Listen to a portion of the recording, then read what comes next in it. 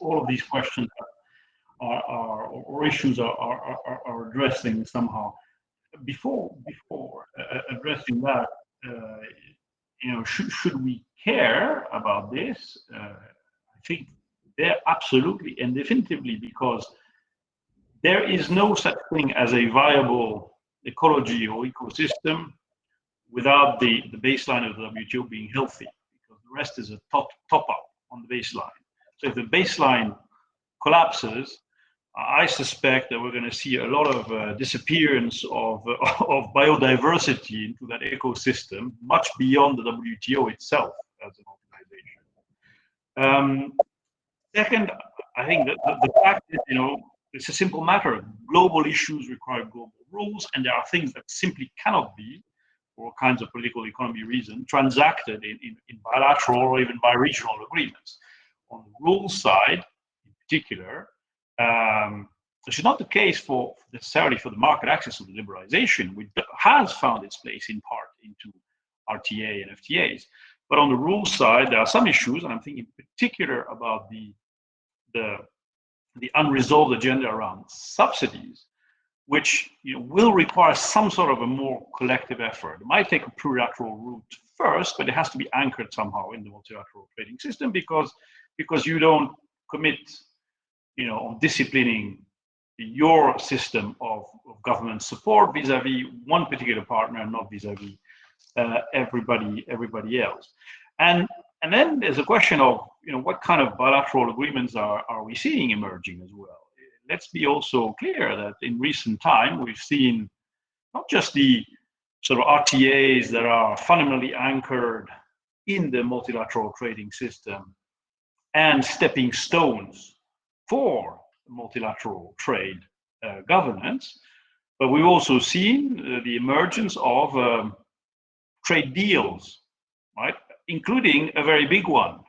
And I think the fact that today the relationship between the US and China is largely managed outside of WTO disciplines is a problem.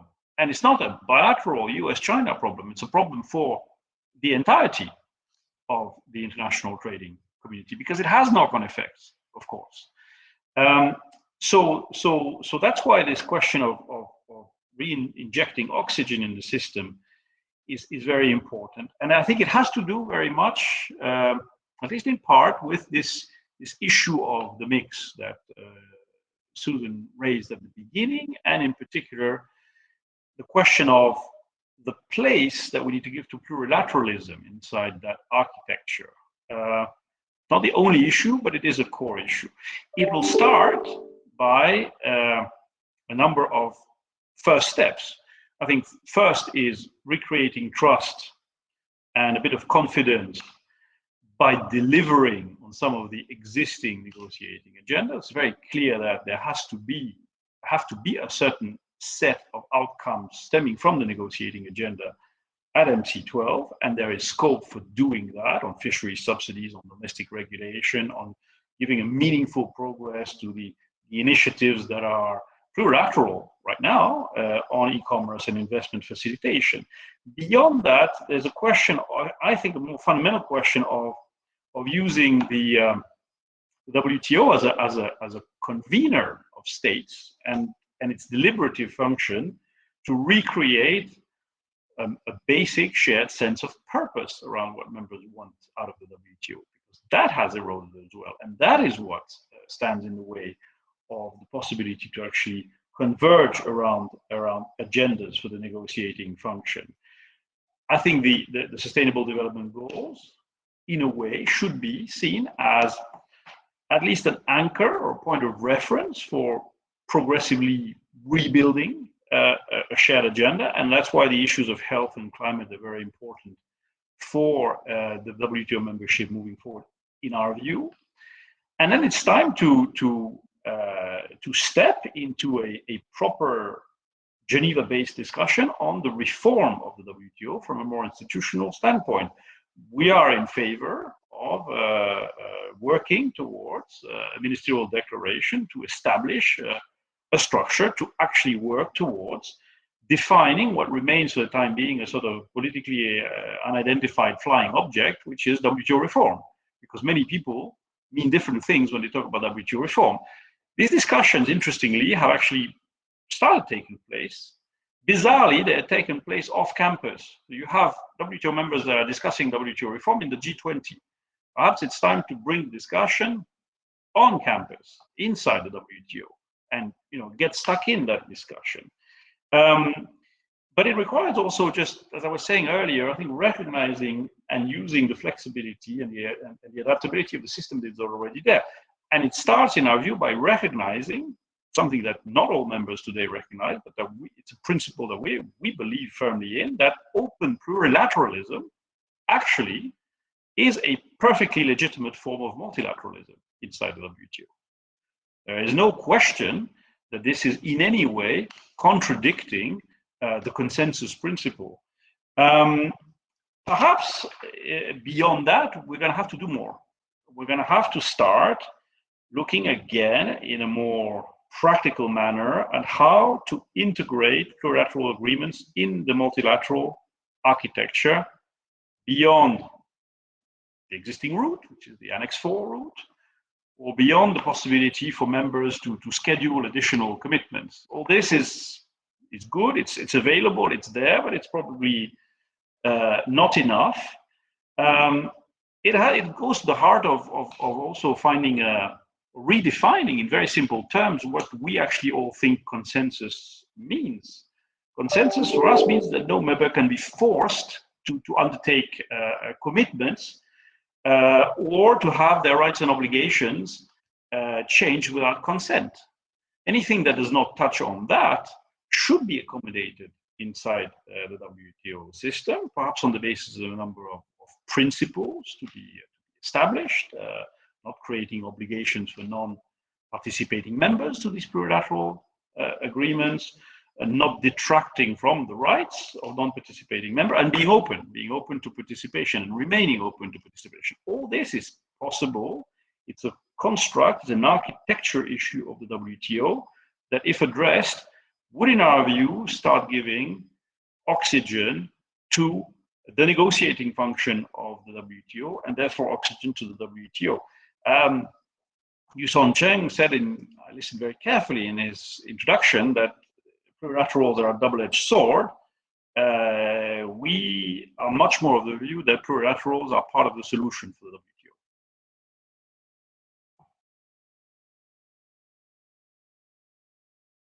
You weigh in, excuse me. Yeah, Deputy Director General Chen, could you please weigh in on your views in terms of the WTO role in the current context and what members can do, in particular with respect to this issue of plurilaterals? You'll see in the comment, this was in relation to this last point, it was the statement of South Africa and India was raised regarding their concern about going down the plurilateral route. And I was wondering if you could expound on your own views in terms of how to move things forward in this current context.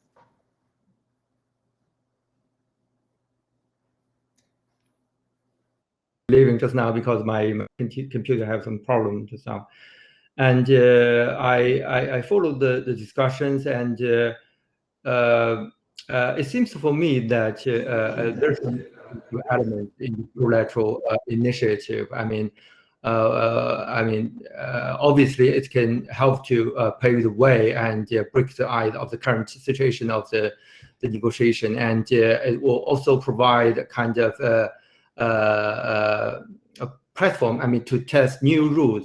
For instance, digital trade, and we have seen, for instance, some development from CPTPP to USMCA. So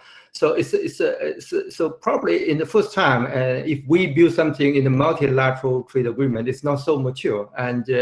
But if we have some platform like RTA or plurilateral agreement, it seems that we can have some initial rules and to test and whether it's implementable and whether it's suitable, so we can expand it to a broader scope. So I think that there's some positive element, and but we should not, I mean, disregard the distortive effect. I mean, I think the founding father of the WTO, they are more cautious on the plurilateral agreement compared with the free trade agreement. And I mean, for free trade agreement, there's Article 24 of the GATT, and we have enough policy room. But for the plurilateralism, I think, and we have heard a discussion from India and from South Africa, and they have their concerns. But I think the core issue here is that we should avoid discrimination. I mean, to have open plurilateralism. I mean, to avoid discrimination and to provide. I mean, even provide some facility. I mean, mechanism. I mean, to help developing countries to engage and to. I mean, the plurilateral agreement should open the door. I mean, not just for those participants, but also to provide some possible way, I mean, for others to enter and to negotiate and to access the agreement, and also it should cover, I mean, as much as more participants. I mean, like the critical mass. I mean, in that regard, it can eliminate as much as possible the distortive effect of the plurilateral agreement. And so, so we should deal with the kind of very cautiously, but I acknowledge that this is a possible way that we can put forward the international negotiation, and we can set new rules. And so we should work forward, but with some cautions and with cooperation with other countries, especially developing countries, and taking into account their concerns, and to build in some provisions and some mechanism inside the plurilateral agreement, and to solve their concerns. So this is my initial thinking of that. Thank you. Yes, well, the trade facilitation agreement, specifically was structured and designed in this respect. Yeah. Ambassador Schwab. I just wanted to, on this topic, agree with Deputy Director Chen that the use of plurilateral agreements is a mechanism for forward movement and for experimentation. We have in APEC, there is, I think it's called Pioneers. Deputy Director General Chen, is that there is an experimentation agreement provision within the APEC approach, where a number of APEC members can go off and just try something new and experiment with it and then bring it back, and other APEC members can join it. OECD also, again, an opportunity to experiment and to raise the bar. The challenge with the multilateral system is it's always lowest, we end up with lowest common denominator. And I think single undertaking is dead. I mean, quite frankly, you're just never going to get anywhere. And I noticed in the chat, you referenced the reference to India and South Africa. I was being too diplomatic to refer to them by name earlier. I would say that the reference in the chat says it all. And, oh, Pathfinder, yes, thank you. It's called Pathfinder Initiative in APEC. Thank you very much. And there is a reason why RCEP closed without India. RCEP included India through almost RCEP started out as ASEAN +6 and ended up as ASEAN +5, and India was not part of it. And they moved on without India. And that's not an accident. And the question is, why can't, and I'm very sad about it, because I think India hurts itself and South Africa hurts itself every time they slow down everybody else. But if they want to hurt themselves by not participating, there's no reason why they should hurt everybody else who wants to move forward. And so that's the challenge, it seems to me, at the WTO, the first one that we need to, address. How do you stop the blockers? How do you address that if you can't actually engage in a negotiation that gets you to an outcome that's not lowest common denominator? We're now going to move to some substantive issues, and the key substantive issue, and and sort of the elephant in the room are different models of capitalism, in particular, the role of the state. And I raise this because earlier it was noted that the US-Chinese relationship has become more governed in a bilateral way, which of course has implications for third parties. But this is not the first time in the history of the trading system that there has been bilateral deals which has had implications for third parties. And of course, most notably was the rise of Japan and the strategic trade initiatives between the United States and Japan, which then led to a case brought by the then European community or communities against Japan with respect to the deal that it had reached with the United States. And so it's not the first time, but I wanted to get to this issue now of industrial policy and the role of the state, because there's so many different views of this, including because we have two economists here. And economists, of course, disagree amongst themselves about everything. But in terms of subsidies, you see some economists saying that WTO rules are incoherent as they are. You see others saying that there should be very few rules on subsidies. If you take Ha-Joon Chang or Danny Roderick, they say the WTO has already gone too far in disciplining state action with respect in the economy, especially for lower and middle income countries that should be able to experiment with their economic models. Others say that unless there's a modus vivendi reached between China, the US, Europe, and Japan, then the WTO will remain stalemated. That this is the key issue which has led to the demise of WTO dispute settlement in the appellate body and so forth. There's those who say as well that, well, the WTO has and the GATT have always been about, and this is to cite John, one of the founding fathers, arguably, is that the GATT WTO is about an interface, rules for the interface between different economic systems. And if you go back in the early years of the GATT, besides Japan, France, and other European countries had much different models for regulating capitalism and the role of the state than the United States. I mean, I remember I practiced law in France, and Computer Boll was the major French company. But of course, no one knows about Boll computer company now because it simply was unsuccessful. But Chinese state-owned enterprises have been very successful in the trading system. And this has raised many tensions. So the question is there a new possibility? Is there a possibility for new subsidy rules disciplining SOEs and subsidies at the WTO, or are current rules now sufficient? What if indeed new rules are needed? What is the best process to develop such rules? Is it through bilateral discussions between China, the United States, plurilateral discussions? Should this be focused just on China? But of course, the rules are going to implicate every country in the WTO system. So what process should be used to try to settle what appears to be a critical issue for the trading system going forward? I'll start perhaps with Deputy Director General Redonnet.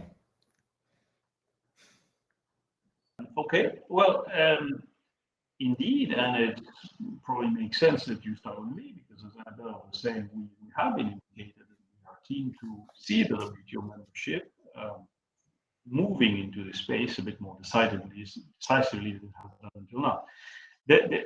We do think that,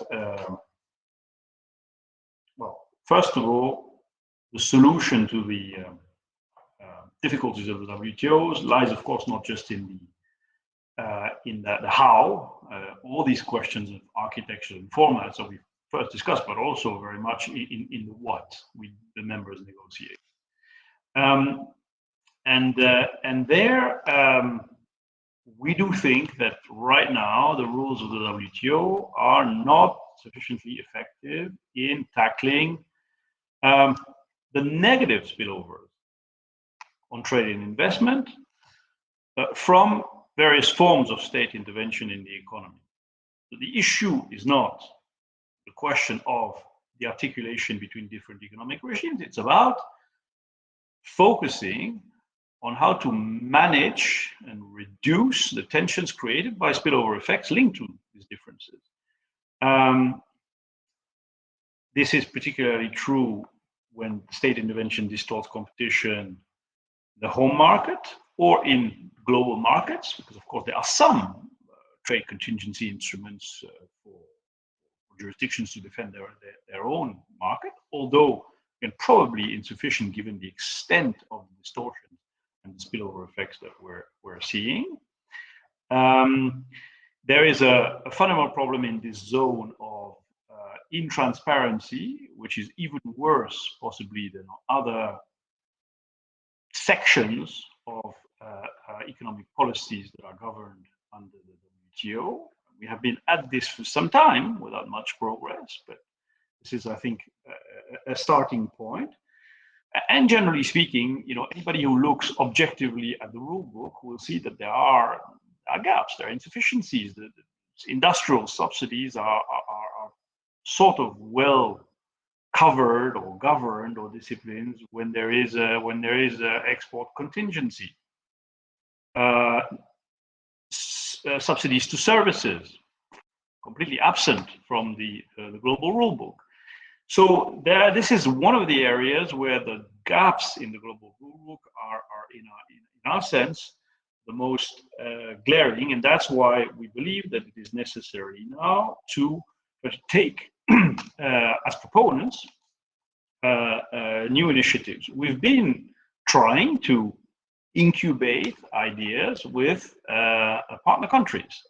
We have done that in a trilateral format with the US and Japanese governments, where we have started to think about, what could we do if we were to think about augmenting the agreement on subsidies and countervailing measures?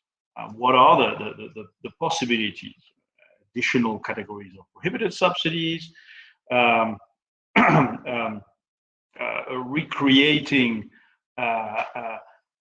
the sort of dark amber box, transparency provisions, and consequences for non-transparency is something that, after all, should be perfectly envisageable. And we have been also thinking about giving consideration to reintroducing a green box as well, because we also need to deal with subsidies that support legitimate public policy goals. So all this is a conversation that needs to take part, and probably more broadly and beyond subsidies, because we think that there is a case right now for the membership to consider a range of new commitments in broader areas that relate overall to what we would want to call competitive neutrality, which I mean subsidies, but also SOE behavioral disciplines. And by the way, SOE behavioral disciplines have started to appear in RTAs and bilateral agreements from many different members. We have agreed on such disciplines in the bilateral agreement on investment that we have reached with China, for example. And we have seen them appear in other bilaterals. Tech transfer and the issue thereof, and how to have disciplines that prevent this problem that we're seeing in many jurisdictions, and perhaps things that relate to pro-competition domestic regulation type disciplines. If you take all this together, if you bundle this, you may have an agenda that should start being considered by the WTO membership, and it can be considered in a first stage in a plurilateral setting, as long as the main players are around the table. The idea, of course, is that these disciplines need to apply equally to all of the major players. So it's not a question of this being an agenda that is particularly targeted at one member or the other, because all the participants will have to take those disciplines on themselves. And there is government intervention in the economy in many places. And we believe that all of the major players in this area should seek to come to the table as early as possible. We are not here in a logic of recreating a top-up to the WTO disciplines and then presenting it to other members on an accession basis, because we don't think that's right. We don't think that's how the political economy of all this is going to work. So we see a space for this. On the substantive agenda, let me finish with this. Different players will have different priorities. As Susan said, the single undertaking is dead. There is no single undertaking. As a matter of fact, to my knowledge, there is no negotiating agenda as such in the WTO. If I recall, it has not been reconfirmed since 2015. There are issues, long-standing, that were part of the Doha agenda that, of course, are under consideration by members. But there are Doha issues. There's no Doha agenda or single undertaking or what have you. So what you have is you also have the need for WTO members to start learning again to discuss issues on their own individual merit, because that is also something that will help give oxygen to the system. For that, you have to have an approach which is proponent-driven. So people that want to develop negotiating agendas in certain areas need to come forward with proposals. That's what we want to do in this area as in a few others. And we believe that the way the system should work inside the tent is that when there are proponent-driven initiatives, they should be given a proper hearing and proper space by all WTO members on the merit of the issues and without unnecessary and undue linkages. People will be looking for balance. There are other, in the subsidy area, there are other zones where there is unfinished business in the WTO. The domestic support issue in agriculture is unfinished business in the WTO. No doubt there will be interest in engaging in this. We have an interest in engaging in this, given the path of reform that we have done on the agricultural side ourselves. But we do not believe that there should be artificial linkages being recreated around these different issues, and they should be now be given a run on the basis of what proponents put forward. Simple as that, in a way, would be the way we approach that kind of question and this particular zone.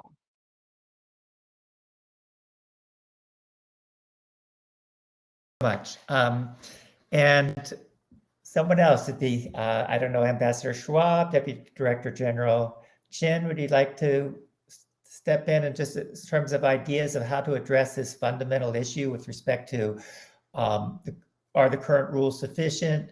Do we need new rules? And if so, what process is the best way to move forward to get there? President Zedillo, please.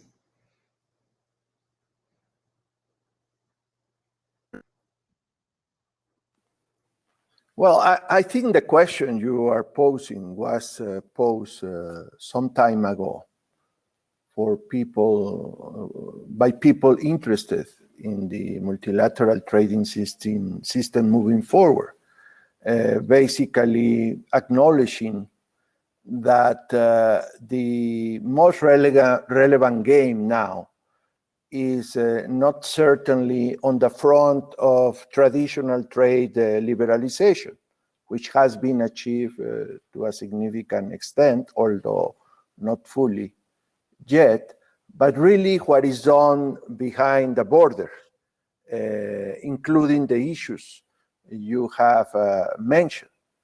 It is evident that that, along with the consequences of e-commerce and other aspects related to the incredible development of IT, are the 21st century issues. And my economist colleagues, all over the world have been insisting on this. These are the issues we will have to deal with. And that's a news, but also there's another news.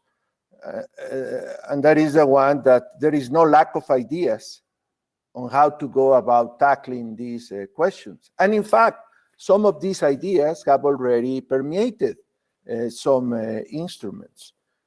For example, when Susan, I guess, was USTR, I guess it was you, Susan, you started, you know, the bilateral investment agreement talks with China, which of course the Bush administration was over, and then eventually was continued by the Obama administration.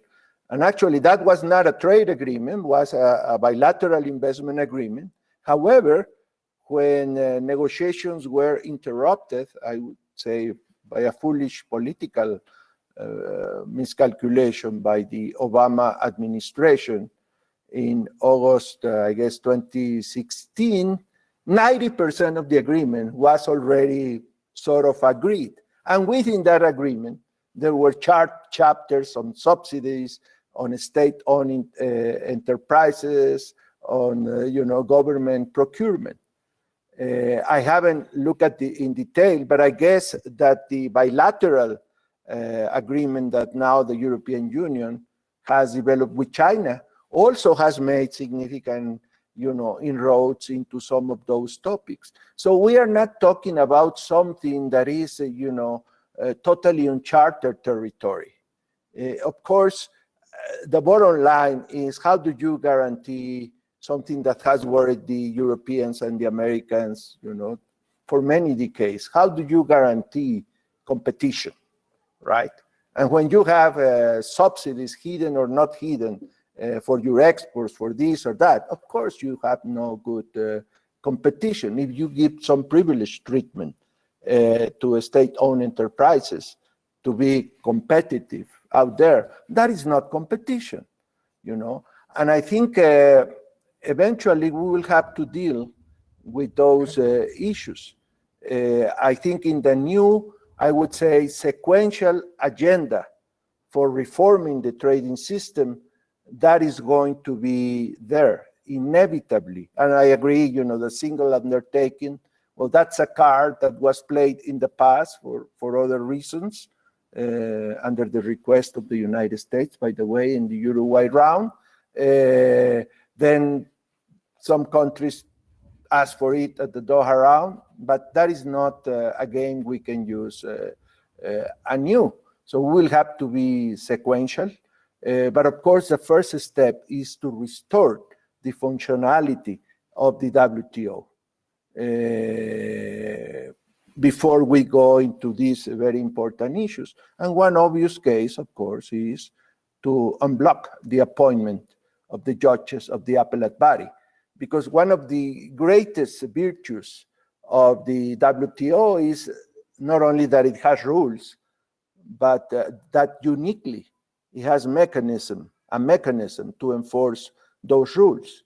And I don't think you can put the oxen before, or the cart before the oxen in this case. I think a must is to say, okay, that was bad. I agree with Susan. Obama blocked it, but by the time there were more than 2 or 3 positions, you know, before you got to the critical point. However, the Trump administration knew very well what was the consequence of blocking that, and the consequence was to paralyze the WTO. And not only that, that there will be no appellate body to say what you have done with 232 and with 301 is illegal. They didn't want to hear that, and they knew it was illegal. But they didn't want to hear that from the WTO, because then probably they would have got to the point, say, okay, it's illegal, but I don't care. I abandoned the WTO, which was the threat. It's not my words. That were the words of Trump and Lighthizer, right? So I think there are ways to do it, but we have to start with first steps. And in my view, a first step is to restore the functionality of the appellate body. I believe we still have 15 minutes. I just saw a message, but please let me know, organizers, if I'm incorrect on that. I wanted to turn to another very important question in terms of what's creating blockage within the WTO, which is the relationship between rules and exceptions and the potential abuse of exceptions. So any system, if the rules are too rigid, that is going to create, they're going to become fragile if there's no flexibility, if there's no place for exceptions. And so the WTO has always had, it's been a system of rules and exceptions. But there's also concern that the exceptions can be abused, be it a national security exception, which has become much more salient in recent years, given sort of the geopolitical tensions that exist now that simply were not the same 15, 20 years ago amongst WTO members. So my question is, what might be done in terms of the national security exception in the WTO was created after World War II in a completely different context. For example, cybersecurity was not a major concern in 1948, but now it is. We see normative development in other fora, such in plurilateral fora. So RCEP now includes critical infrastructure as part of a grounds for invoking national security. USMCA, of course, goes much further in providing discretion to members to declare what they consider to be a national security concern. How can this issue be addressed within the WTO? What's the role of WTO dispute settlement? Were we able to relaunch binding automatic WTO dispute settlement for all members?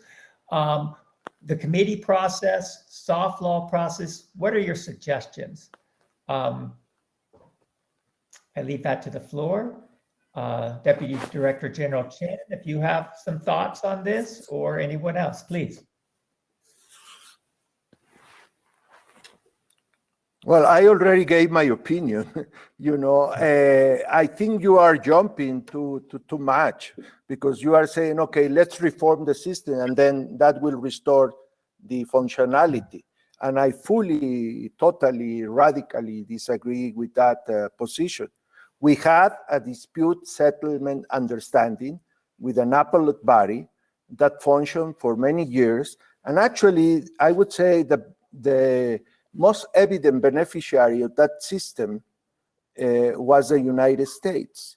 If you look at the record of cases brought by the United States and the number of cases that proportionally were won by the United States, I mean, there's a world champion. And that world champion was the United States.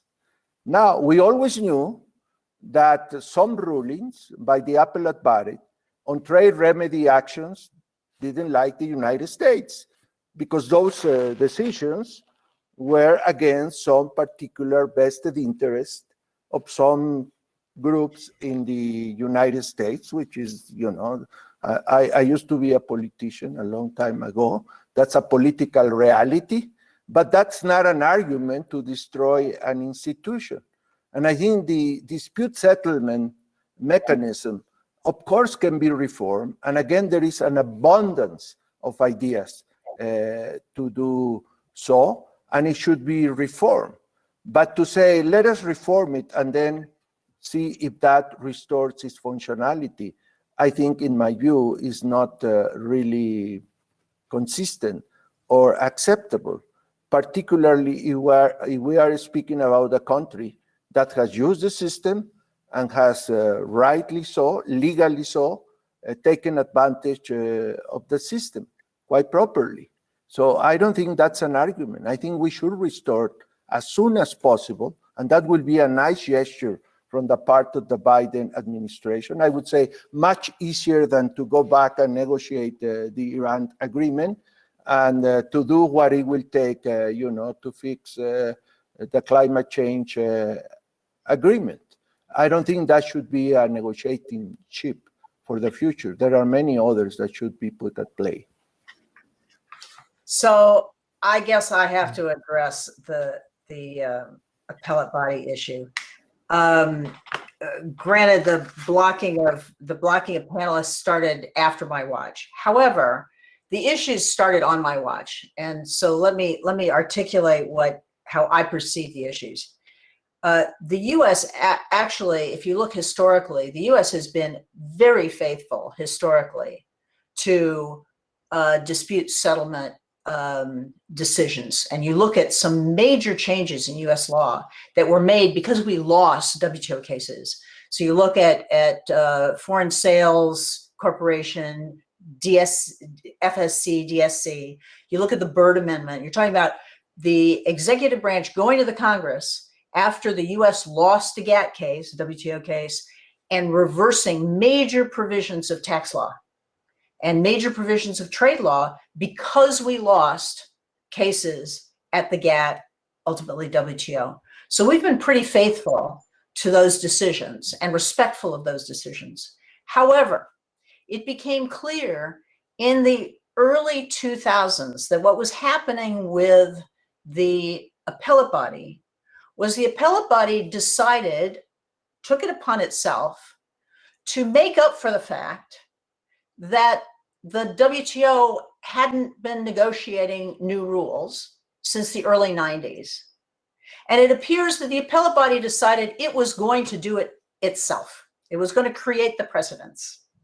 And you had what we refer to as judicial overreach, but you had the appellate body overturning panels on a regular basis and deciding it was creating precedents. Well, that's not up to the appellate body. And that was not the intention when this dispute settlement mechanism was created. It is in fact up to the negotiators, up to the members of the WTO to decide what the rules are. And the panels, as I said, the appellate body was on a regular basis overturning the panels. And I'll give you an example. Please don't laugh, or you can laugh, I don't care. When I was USTR, we lost the first zeroing case. And I'm not going to get into it, but those of you who know what zeroing is know that as an economist, when I was briefed on what zeroing is, I just had to laugh because it makes no sense economically for the US to use zeroing in our anti-dumping calculations. However, it is our law. And there is absolutely no reason and no justification for the appellate body to overrule the panel saying that the US law is inconsistent with the GATT and WTO.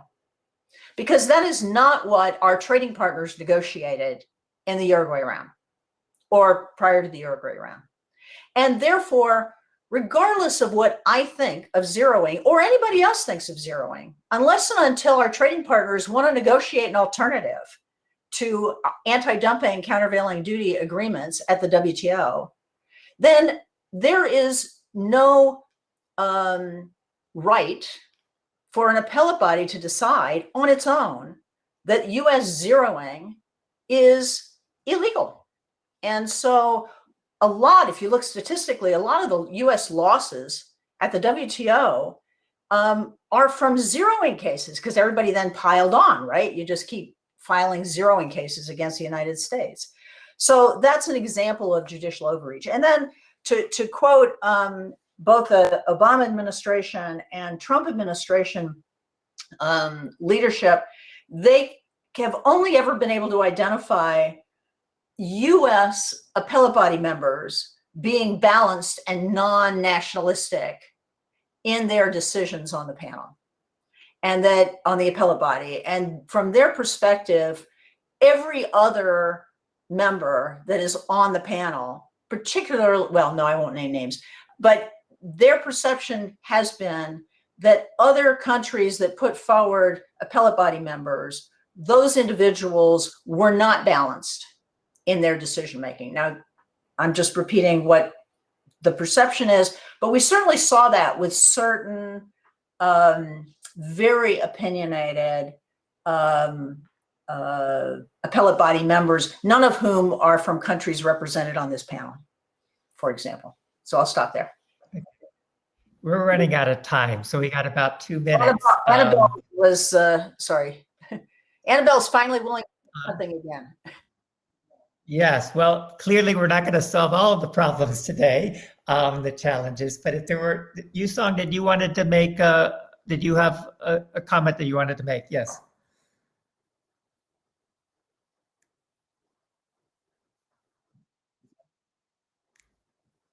Several questions. And first of all, I think it should be pointed out that subsidy is kind of legitimate and common tool for almost every government. And also the United States itself is the big user of subsidies. And I could quote one US scholar said that maybe the United States is the the United States is the only country in the world that actually provides huge amount of subsidy, but declared that it does not provide any subsidy. This is in the book of the history of U.S. economy. And I think for the Chinese subsidy, we do provide some subsidies, but not that kind of extensive subsidies. And if you read some report, U.S. countervailing duty determination, it seems that they are just, seems like legal fiction, because they use external benchmark and BIAs, to create some artificially, subsidies. And for the SOEs, I should say that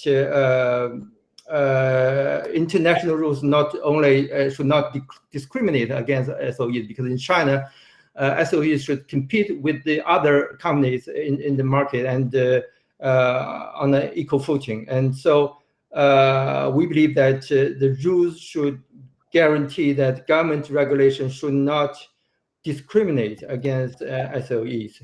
And for the national security issues, we definitely believe that maybe more rules should be added, more elements, for instance, good faith, necessity, proportionality, due process, transparency, consultation opportunities, and fact-based. Though these elements should be probably added into the future disciplines of the regarding national security. And last point, with respect to dispute settlement, and I should say that we want to encourage the United States to have more confidence on the system.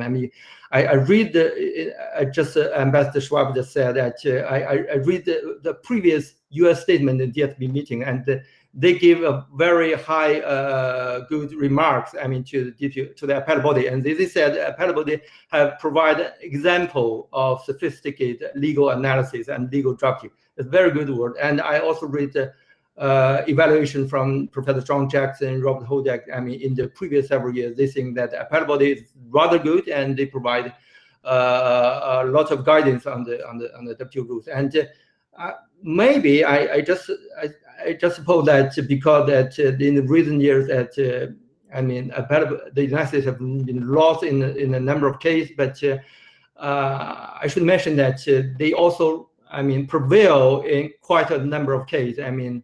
So this is both benefit and loss. So but the average rate of the prevail rate for the United States is better than any of the WTO members. So I just encourage the United States to have more confidence on the dispute settlement process. Thank you. Thank you so much. We are going to have to wrap up. My goal with this session was to have a frank and open conversation about where the multilateral trading system is in today's context, and put forth ideas about how to move forward. I think we've accomplished that goal. You all are very eminent in each of your countries and in an international organization. We are very grateful for your joining us here as part of SIEL. Thank you to the audience, and enjoy a wonderful conference of 2021. Thank you again.